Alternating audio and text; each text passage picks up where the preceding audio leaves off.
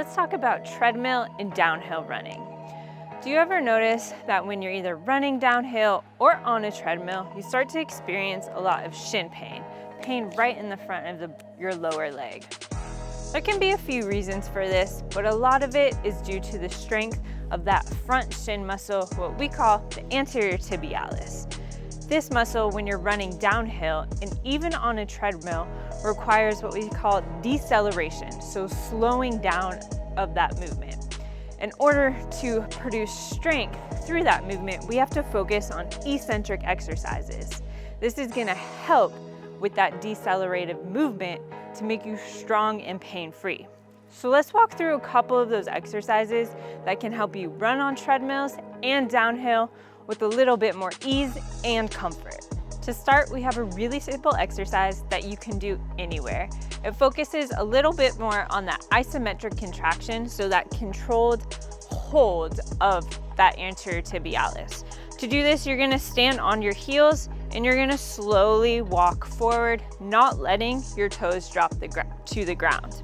You can do this going forwards and backwards, as you're gonna get a little different muscle control in each direction. So just walking forwards, keeping those toes off the ground, and then reversing backwards. This is great to utilize as a warm-up before you hit those downhill runs or those treadmill runs.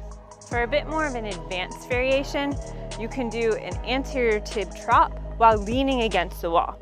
So utilizing a plate or elevated surface, or even just standing flat on the ground, you'll bring your toes up towards your shin, slowly lower all the way towards the ground, then bring those toes right back up. You'll do this slow and controlled to really work on the elongation of that front shin muscle.